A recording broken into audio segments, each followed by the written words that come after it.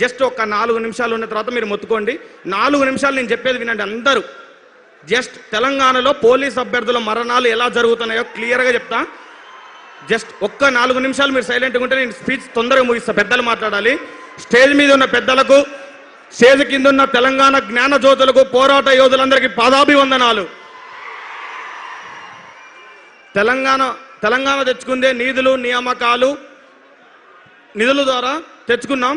కానీ ఈ కాంగ్రెస్ ప్రభుత్వం వచ్చిన తర్వాత రైతులకు నీళ్లు రాకపోయే, తర్వాత విద్యార్థులకు నియామకాలు రాకపోయే, నిధులు ఎట్టిపోతున్నాయో ఆ దేవుడికే తెలియాలి. ఇప్పుడు పోలీస్ అభ్యర్థులలో చెప్తున్న ఒక స్టోరీ, నారాయణపేటకు చెందిన రమేష్ అనే స్టోరీ. ఇది మరలా ఒకసారి చెప్తున్నాను నేను, వినండి. మే నెలలో, జూన్ నెలలో తొలకరి జల్లులు పడ్డాయి.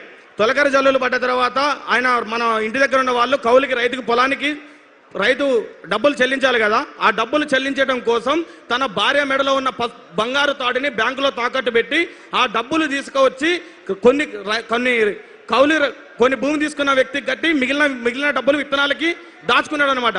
ఆ దాచుకున్న డబ్బులు ఏం చేసిందంటే జూన్ 2వ తారీఖు 19,000 పోస్టులతో నోటిఫికేషన్ రాబోతుందని సివి ఆనంద్ గారు ఆర్థిక శాఖకి ఆమోదం పొందిందని చెప్పారు. అది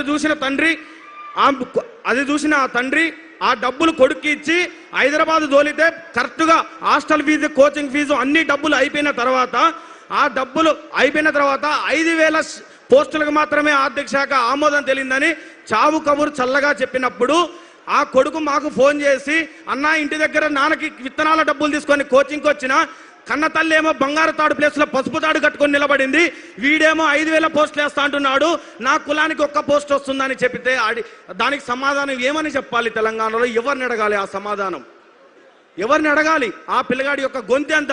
రేవంత్ రెడ్డి కాదు, 5,000 పోస్టులు నువ్వు ఎలా పంచుతావన్నావో నేను ఇక్కడి నుంచి చెప్తున్నా, వినండి మీరు. సరూనగర్ స్టేడియం నుంచి నువ్వు ఏ ఎల్బీ నగర్ స్టేడియంలో అయితే 5,000 నియామక పత్రాలు ఇస్తున్నావు, తలలు లెక్క పెట్టుకుంటున్నావు కదా. ఇదే మా పోలీస్ అభ్యర్థులతో ఛాలెంజ్ చేస్తున్నా. 5,000 పోస్టుల్ని నువ్వు రోస్టర్ విధానంలో SC, ST, EWS, BCA, BCD, ఈ NCC quota, CPP quota, MSP quota, sports quota, ex service అని కోట, హోంగార్డ్ కోటకి 15 రకాల కోటాలకి నువ్వు ఎలా పంచుతావో మా అందరికీ కూడా చూపెట్టు. 5,000 పోస్టులలో 3,000 పోస్టులు సిటీ సరౌండింగ్ లో పోతే 2,000 పోస్టులు 29 జిల్లాలకు వస్తే మిగిలిన 1,400 పోస్టులు 33% మహిళల బొంగ 1,400 పోస్టులు 29 జిల్లాలకు 14 కేటగిరీలకి పంచు. నువ్వు పంచే ధైర్యం ఉందా? నీకు గుండె ధైర్యం లేకనే ఇన్ని రోజులకి 5,000 పోస్టులకి నువ్వు నోటిఫికేషన్ ఇవ్వలేకపోయినావు. అదే ఇచ్చే ధైర్యం ఉందా? ఒక్క కులంలో 1 పోస్టు కూడా రాకుంటే నువ్వెందుకయ్యా పోస్టులు నువ్వెందుకు ఇస్తున్నావు? అలాగే జీవన్ నెంబర్ 40 రద్దు చేస్తా అని నల్లగొండ, మహబూబ్ నగర్, ఖమ్మం, వరంగల్, కరీంనగర్ జిల్లాలలో 48 సీట్లు వస్తే తల్లి పాలు రొమ్ము గుద్దినట్టు నువ్వు ఆ జీవన్ రద్దు చేయకుండా నీ పార్టీ కార్యకర్తల కన్నా నీ జీవన్ నెంబర్ 40 బాధ్యతల్ని రోడ్ల వెంబడి తిప్పావు కదా. ఆ రద్దు చేయకుండా, జీవన్ నెంబర్ 40 రద్దు చేయకుండా దాని మీద క్యాబినెట్ సబ్ కమిటీ వేసి ఆ కమిటీ రిపోర్ట్ లేకుండా ఇంతవరకు ఇవ్వకులే. ఆ కమిటీ రిపోర్ట్ ఇవ్వకుండా టీజీఎస్పీ పోస్టులను రిలీజ్ చేసినట్లయితే దాని మీద కోర్టులో కేసేస్తుందని తెలుసుకొని ఈ తెలంగాణ ఉమ్మడి ఆంధ్రప్రదేశ్ వచ్చిన చరిత్రలో టీజీఎస్పీ పోస్టులు లేకుండా నోటిఫికేషన్ ఇచ్చిన చరిత్రలో రేవంత్ రెడ్డి గారు ఒక్కడే మిగిలిపోయిండు. ఇన్ని అవాస్తవాలు జరుగుతున్నాయి. అదే జీవన్ నెంబర్ 46 మీద హైకోర్టులో కేసు నడుస్తున్నప్పుడు రాకేష్ రెడ్డి అన్న మా అందరి దగ్గరకు వచ్చి ఆ రోజు ముఖాల మీద కూర్చొని ఏడుస్తున్న సమయంలో మేము ఓట్లేసిన ఏ నాయకుడు రాలే, మేము ఓటేయని రాకేష్ రెడ్డి అన్న వచ్చే మా కన్నీళ్లు దూర్చాడు. ఇక్కడున్న పోలీస్ అభ్యర్థులందరికీ అది గుర్తుపెట్టుకోవాలి. ఆ రోజు కేటీఆర్ సార్ గారు మాకు ఫోన్ చేసి, బిడ్డ మేము ఆ రోజు తప్పు జరిగింది మా వల్ల తెలుసుకోలేక దాని తర్వాత ఆ కేసుని కూడా సుప్రీంకోర్టు వరకు సార్ తీసుకెళ్లి మనకు సహకరిస్తున్నాడు. అలాగే జీవో నెంబర్ 31 ఏజ్ రిలాక్సేషన్, ఇది ఎంత అన్యాయమో చెప్తా. కేసీఆర్ గారు 2022లో పోలీస్ నోటిఫికేషన్ ఇచ్చినప్పుడు 2010 కరోనా టైము, అంతకన్నా ముందు 2 సంవత్సరాలు లాస్ అయిందని జీవో నెంబర్ 48, జీవో 60 తీసుకొచ్చి 27 సంవత్సరాలు ఉన్న ఏజ్ని 32 సంవత్సరాలుగా పెంచాడు. నేను అంతకన్నా గొప్పని కావాలనే ఉద్దేశంతో జీవో 31 తీసుకొచ్చి 32 సంవత్సరాలని 34 తీసుకొచ్చాడు. 2024 ఫిబ్రవరి 7 నుంచి 2026 ఫిబ్రవరి 7 వరకు ఈ 2 సంవత్సరాల కాలంలో పోలీస్ నోటిఫికేషన్ వచ్చిందా?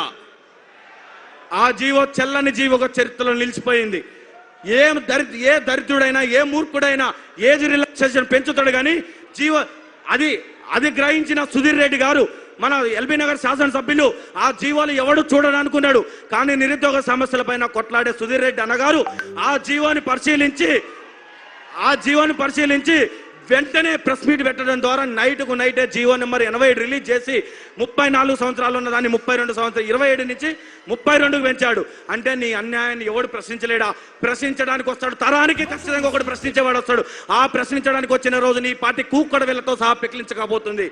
ఇందివాస్ ఒక్కరోజు దిల్షుఖ్నగర్ వచ్చినా మా పోలీస్ అభ్యర్థుల కష్టాలు తెలుస్తాయి. హాస్టల్లో అన్నం తినలేక సాయిబాబా టెంపుల్ అర్ధాకలతో అలమటిస్తూ స్టడీ హాలల్లో వెన్నుముక అరిగేలాగా కూర్చున్నా నువ్వు 5,000 పోస్టులు వస్తాయని చెప్పిన రోజు మా గుండె పగిలిపోయింది కదా. ఇచ్చిన వినతి పత్రాలు చిత్తు కాగితాల లాగా చెత్త బుట్టలోకి వెళ్తుంటే సమస్యకు పరిష్కారం ఎక్కడ దొరుకుతుంది? ఎవడిని అడిగితే పోలీస్ అభ్యర్థులకు న్యాయం జరుగుతుంది.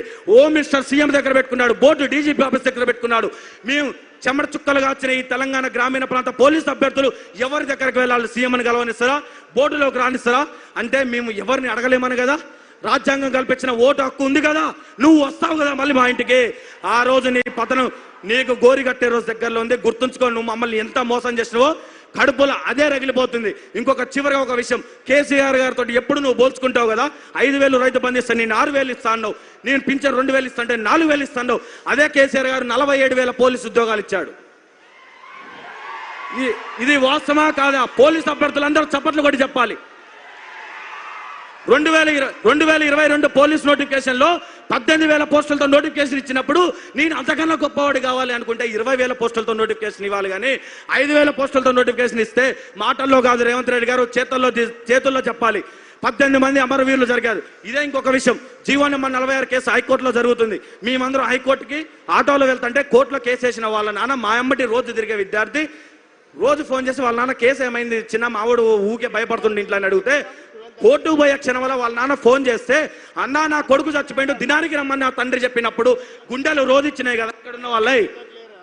ఇంకొక విషయం, ఆ రోజు బస్సు యాత్ర కోసం ఇదే ఇంద్రానాయక్ అన్న, ఇదే నవీన్ పట్నాయక్ని, ఇదే శంకర్ని, ఇదే శంభుని, ఇదే చెర్రి ప్రవీణ్ని, ఇదే బుక్యా కుమార్ని నువ్వు గద్దల్లాగా వాడుకున్న రోజు మీకు దేవుళ్ళలా కనపడ్డావు. కానీ ఈ రోజు మేము దయ్యాలలా కనపడుతున్నావా? మా యొక్క రక్త చెమట చుక్కలతోటి మీకు కాన్వాయ్ లేని రోజు, మీరు తిరిగిన రోజు మేమేమో ఏం బాధలు పడాలి? ఒక్కరోజు నువ్వురా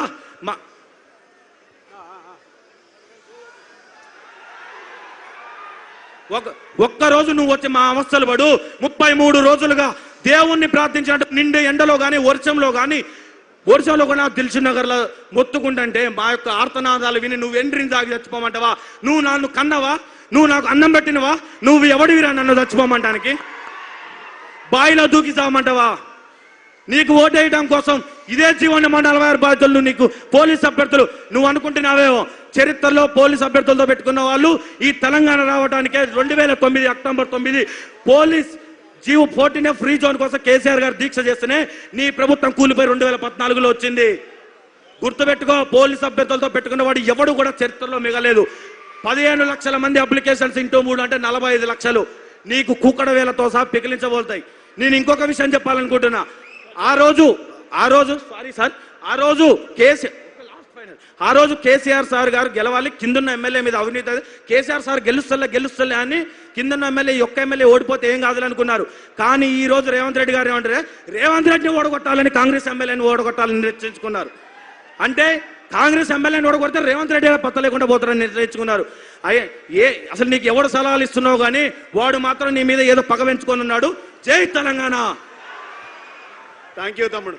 ఇప్పుడు దయచేసి మిత్రులకు